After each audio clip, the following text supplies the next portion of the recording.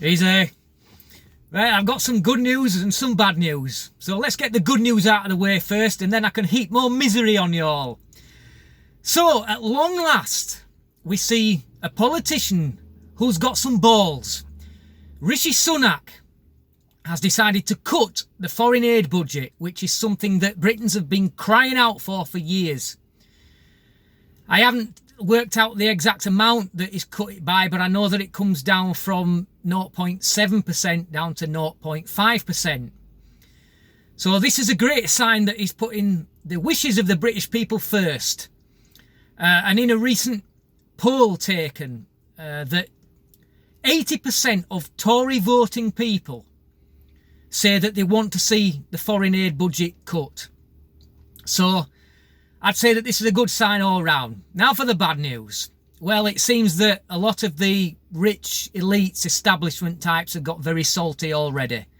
Namely, David Cameron, Tony Blair and Bill Gates. Now I'll get round to that cunt in a minute, but let's cover the David Cameron first of all. All I can say to that is, shame on you, sir. You call yourself a Tory. Just look at the public opinion. Public opinion overwhelmingly wants it cut, and particularly during a time of crisis when people are worried for their own lives. Tony Blair says that this move will reduce Britain's soft power on the world stage. Just exactly what that means, I'm not quite sure. But what I can tell you is that the British people, we don't give a shit about soft power, mate. What we give a shit about is not being able to put food on our tables, not being able to keep roofs over our heads, not being able to pay the rent, not being able to clothe our children. Because right now, many people are going through that. And the last thing they want to hear is people such as you, who have got nothing to say anymore for the UK and the British people, coming out with such claptrap like that. You go and justify your beloved foreign aid budget to those people, and let's see whether or not you walk away from that without a bloody nose. Right, now on to Bill Gates. Well, let me just say this. Keep your fat nose out of our business and our finances. You are not a UK citizen. Your words and your thoughts add up to less than dry shit with the British people.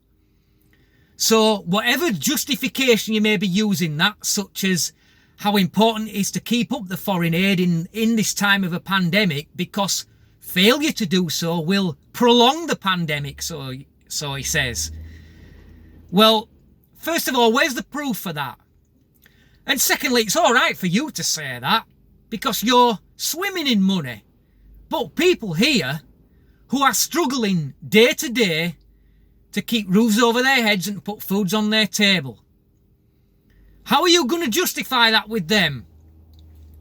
If you want to go a long way to helping poverty, how about using your own fortune? Because if you were that bothered about ending world poverty, then you wouldn't be such a rich man yourself, because you would have given away the majority of your finances to help to do that.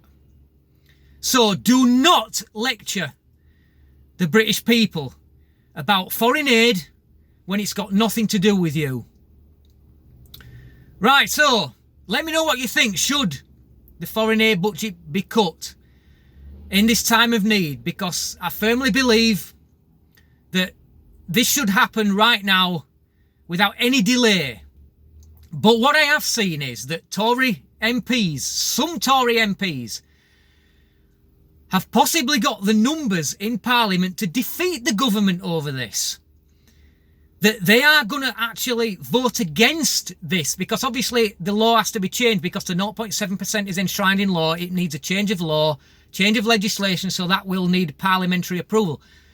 And there is talk about enough Tory MPs to be able to defeat the government on this. Well, I would say to those Tory MPs, look at the poll that I just mentioned earlier. Think about your constituencies, particularly if you are one of these in the Red Wall, Northern England areas. Think about your constituencies before you cast your vote to defeat the government and keep the foreign aid budget as it is.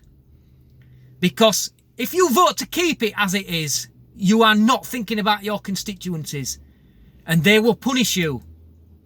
Thanks for watching. Until next time. Easy.